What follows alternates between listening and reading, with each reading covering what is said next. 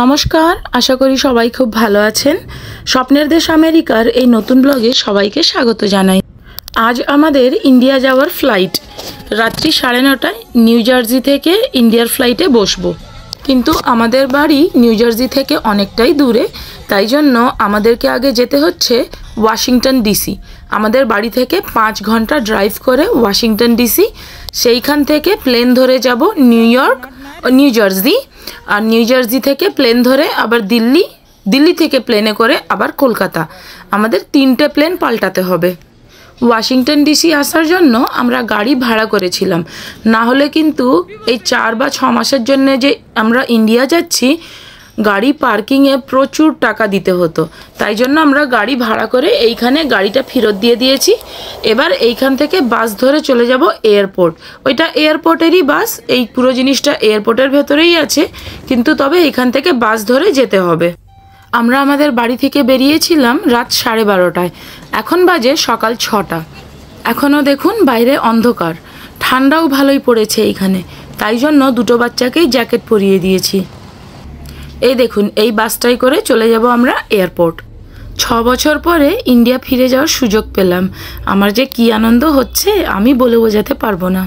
বাচ্চা দুটোরও দেখছি খুব মজা হচ্ছে, চোখ থেকে ঘুম উড়ে পালিয়ে গেছে।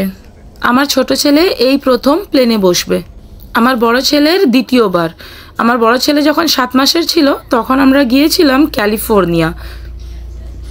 ওর প্লেনে খুব মজা হয়েছিল, কোনো কান্নাকাটি ছিল না, কিছু নয়। আশা করি আমার ছোট ছেলেটাও ভালোই থাকবে। এই দেখুন আমাদের টার্মিনাল চলে এসেছে, এখানে আমরা নেমে পড়ব। এইবারে আমরা এয়ারপোর্টের ভেতরে ঢুকে যাচ্ছি। আমাদের প্রথম ফ্লাইট সকাল 9টায়, 7টায় আমাদেরকে এয়ারপোর্টের ভেতরে ঢুকে যেতে হবে। এখন বাজে 6:30। আমাদের কাছে যথেষ্ট টাইম আছে। আমার হাজব্যান্ড এটা 4র্থবার ইন্ডিয়া যাচ্ছে।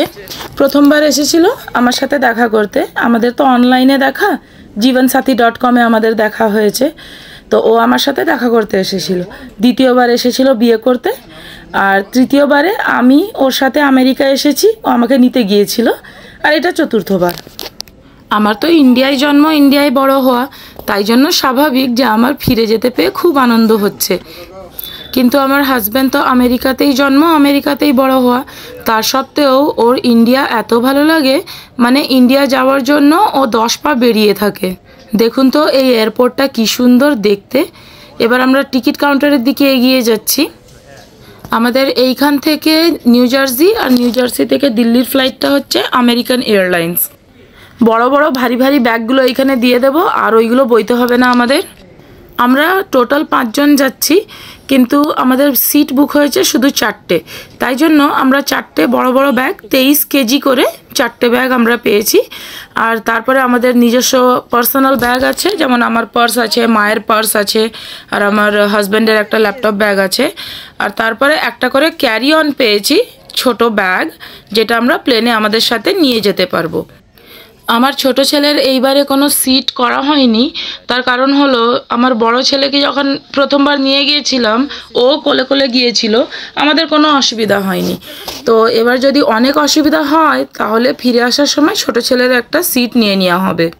এই যে টিকিট কাউন্টারে চলে এসেছি, এখান থেকে আমরা বোর্ডিং পাস নিয়ে নেব। এখন বাজে সকাল 7:10, এখনও সূর্য ওঠেনি, কিন্তু সকালের এই আকাশটা কি সুন্দর দেখাচ্ছে দেখুন। টিকিট কাউন্টারে এসে প্রায় আধা ঘন্টার মতো দাঁড়িয়ে থাকার পরে বুঝতে পেরেছি যে আমার হাজব্যান্ড এত বড় একটা ভুল করেছে, যার জন্য আজকে আর আমাদের ফ্লাইট ধরা হবে না। আমাদের ফ্লাইট কালকের জন্য ওরা রিস্কেডিউল করে দিয়েছে। আমার হাজব্যান্ড করেছে কি, ওদের 3 জনের, মানে আমার হাজব্যান্ড, আমার ছোট ছেলে আর আমার বড় ছেলে, ওদের 3 জনের ভিসা আনতে ভুলে গেছে। এবারে এই সব ব্যাগপত্র নিয়ে আবার আমাদের গাড়ি ভাড়া করে ফিরে যেতে হবে যে কোনো একটা হোটেলে। আমাদের সবার খুব মনটা খারাপ হয়ে গেছে, কোথায় ইন্ডিয়া যাব ভেবেছিলাম, এবার আমাদের হোটেলে ফিরে যেতে হচ্ছে। এয়ারপোর্টের কাছেই একটা হোটেল বুক করা হয়েছে, আজকে ওইখানে থাকবো, কালকে আমাদের ফ্লাইট। আমার হাজব্যান্ডের অনেক পয়েন্ট জমে আছে হোটেলের, তাই জন্য এই হোটেল বুক করার জন্য আর আমাদের কোনো টাকা লাগেনি, ও পয়েন্ট দিয়ে বুক করেছে। আর আজকের যেই ফ্লাইটটা চেঞ্জ হয়েছে কালকের জন্য, তার জন্য কোনো এক্সট্রা পয়সা দিতে হয়নি আমাদের, এয়ারলাইন থেকেই কালকের জন্য স্কেডিউল করে দিয়েছে ওরা। হোটেলে ঢুকেই কফি কাউন্টার দেখতে পেয়েছি। কফি আমার অল টাইম ফেভারিট। এখানে এই ছোট ছোট কাপে করে দুধ রাখা আছে, এখানে চিনির প্যাকেট রাখা আছে, ওপরে মধু রাখা আছে, এখানে চায়ের অপশানও আছে। এইগুলোতে সব চায়ের ব্যাগ আছে, এইদিকে কাপ, ওইদিকে গরম জলের ব্যবস্থা আছে, একটা গরম জল, আর ওইদিকে একটা কফি মেশিন, কফি বেরোবে। আবার এইদিকে দেখছি জলের মধ্যে অনেকগুলো অরেঞ্জের স্লাইস ডুবানো আছে, দেখতে কি সুন্দর লাগছে দেখুন তো। দেখে খেতে ইচ্ছে হলো, খেয়ে দেখলাম খুব একটা ভালো লাগেনি খেতে। আমাদের রুমটা হচ্ছে 6 তলায়, দুটো রুম নেওয়া হয়েছে পাশাপাশি। একটা রুম আমাদের রুম নাম্বার 618 আর মায়ের রুম নাম্বার 617। এইটা আমার মায়ের রুম। প্রতিটা রুমের জন্য দুটো চাবি দেয়। এখানে তো চাবি নাই, এই কার্ড আছে, কার্ডটা ঠেকিয়ে দিলেই ওই গ্রিন আলোটা জ্বলে যায়, জ্বলে গেলেই আমরা রুমটা খুলতে পারবো। এই যে দেখুন আমার মা কি সুন্দর করে গুছিয়ে রেখে দিয়েছে সব জিনিস। রুমের ভেতরেও চা কফি বানানোর জায়গা আছে, মেশিনটা আছে, আর একটা মাইক্রোওয়েভ আছে, নিচে একটা ফ্রিজ আছে। আমরা সবাই এখন এত টায়ার্ড হয়ে আছি, আগে তো সবাই চুটিয়ে ঘুম দেব। আমরা যেই হোটেলটায় আছি এই হোটেলের নাম হচ্ছে হলিডে ইন এক্সপ্রেস। তো আজকে এই যে দুটো রুম বুক হয়েছে, এর আমাদের কোনো পয়সা লাগেনি, কারণ বলেইছিলাম আমার হাজব্যান্ড ওর পয়েন্ট দিয়ে বুক করেছে। তবে যদি আমাকে টাকা দিয়ে বুকিং করতে হয়, একটা রুমের দাম ওই $100-150 মতো একদিনের। দুটো রুমে আমার লাগতো $300 মতো, আমাদের ইন্ডিয়ান টাকায় ধরলে 24,000 টাকার মতো। এর থেকে সস্তা দামেও এখানে হোটেল পাওয়া যায়, ওইগুলোকে মোটেল বা ইন বলে। ওইখানে এর থেকে হাফ দাম লাগে, ওই $50-55 এক নাইটের ওইখানে পাওয়া যাবে। কিন্তু ওই সব মোটেলগুলো এতটা পরিষ্কার পরিচ্ছন্ন থাকে না। এইখানে যা যাবতীয় আমরা সুবিধা পাই সেইখানে এর অর্ধেকও পাওয়া যায় না। এই হোটেলের রুমগুলো খুব সুন্দর পরিষ্কার, প্রতিদিন এসে বিছানার চাদর আরে পাল্টিয়ে দেয়, তারপরে যখনই রিকোয়েস্ট করা হয় নতুন টাওয়েল সব দিয়ে যায়। কিন্তু ওই মোটেলগুলোতে এরকম ব্যবস্থা থাকে না। আমি এই 6 বছরে শুধু একবারই থেকেছিলাম একটা মোটেলে। আমরা সবাই মিলে ওয়ায়োমিং বেড়াতে গিয়েছিলাম, তখন কোনো হোটেলের রুম অ্যাভেলেবল ছিল না সেখানে আশেপাশে, তো একটা মোটেলের একটা রুম অ্যাভেলেবল ছিল, সেইখানেই আমরা সবাই রুম নিয়েছিলাম। তারপর থেকে ওই মোটেলের অবস্থা দেখে আর কোনোদিন কোনো মোটেল বুক করা হয়নি। আমরা যেইখানেই যাই এই হলিডে ইন এক্সপ্রেসটাই বুক করা হয়। এই যে দেখুন ছুটোছুটি করে খেলে খেলে আমার ছোট ছেলেটা একেবারে টায়ার্ড হয়ে গেছে, এবার মা ওকে ঘুম পাড়িয়ে দিচ্ছে। আমার বড় ছেলের চোখে এখনও ঘুম নেই। সায়ন ঘুমিয়ে পড়লে মায়ের কাছে রেখে দিয়ে আমি, আমার হাজব্যান্ড আর আমার ছেলে একটু বাইরের দিকে যাব। সায়ন ঘুমিয়ে পড়েছে, এবার আমরা একটু বাইরে যাচ্ছি। সামনেই একটা দোকান আছে। আমার ছোট ছেলেটা কলা খেতে খুব ভালোবাসে, কলা থাকলে ওর কোনো চাপ থাকে না আর খাবারের। আর আমার বড় ছেলের ভাত হলে একটু ভালো হয়। সেই রাত্রি 12:30 থেকে বেরিয়েছি আমরা সবাই, এখন দুপুর 1:30 বাজে। শুধু ওই শুকনো খাবারগুলোই খেয়ে খেয়ে এসেছে, ওই বিস্কুট একটু ওই ইয়োগার্ট বাইটস, একটু চকলেট। তাই সামনে একটা দোকান আছে, দোকান থেকে একটু ভারী খাবার কিনে আনবো। প্যাকেট করা ভাত পাওয়া যায়, আর ছোট ছেলেটার জন্য কলা, দুধ এইগুলো আনবো। ওই যে রাস্তার ওপারে ওই দোকানটা, ওইখানেই আমরা যাচ্ছি। বাহ, এই মোজাইক করা বেঞ্চটা কি সুন্দর দেখতে দেখুন। হোটেলের রিসেপশনিস্ট আমাদের এই দোকানটার সন্ধান দিয়েছে। এই দোকানটা খুব বড় নয়, তবে দরকারের মতো জিনিস এইখানে সবই পাওয়া যাবে। আমার বড় ছেলেটা ঢুকেই দেখে নিয়েছে ডোনাট এখানে পাওয়া যাচ্ছে, বলছে ডোনাট খাবে। ডোনাট ছাড়াও আরও অনেক খাবার এখানে বিক্রি হচ্ছে। মাকে নিয়ে এলে ভালো হতো, মা পছন্দ মতো নিয়ে নিত। আমার বড় ছেলের ফেভারিট চকলেট ডোনাট। ডোনাটগুলো 99 সেন্ট করে, তার মানে ওই 80 টাকার মতো। এইগুলো দেওয়ার জন্য কাউন্টারের ওই পারে কোনো লোক নেই। এখানে এই পেপারটা রাখা রয়েছে, টিস্যু পেপার, নিয়ে নিজেই আমরা নিতে পারি। যত ইচ্ছা এখান থেকে নিয়ে ওইখানে চেক আউট করে নেব। আমার ছেলে আবার এই ডোনাটটা খাবে বলছে আজকে। ও ডোনাট খেতে খেতে এইদিকে আমি দেখি কলার দুধটা গিয়ে কিনে নিই, আর দেখি রেডিমেড ভাতটা এখানে পাওয়া যাচ্ছে নাকি। একটা 2 লিটার দুধের বোতল নিয়ে নিচ্ছি, বাবা আর 2 ছেলে খেয়ে নেবে। দুধের বোতল নেওয়ার সময় দোকানের ম্যানেজার এসে আমাকে বললেন যে এখানে ফটো আর ভিডিও করা অনুমতি নেই, তাই বাকি দোকানটার দেখাতে পারলাম না। এবার আমরা দোকান ফিরে যাচ্ছি, অনেক কিছুই কেনাকাটা করেছি, বাড়ি গিয়ে দেখাবো।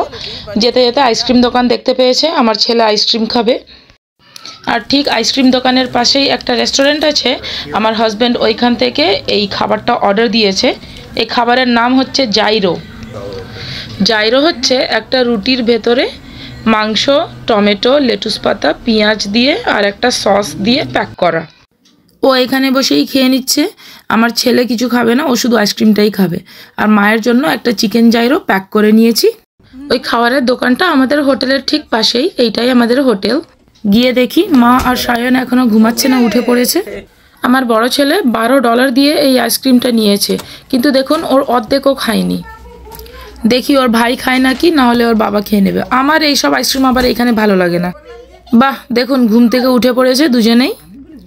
এই যে ওই দোকান থেকে এইসব বাজারগুলো করে এনেছি, কলা, দুধ, চিপস, একটা জুস আর এই 3টে ভাতের প্যাকেট আমি কিনে এনেছি। এইগুলো সব রেডিমেড ভাত, নানান রকম ফ্লেভারের।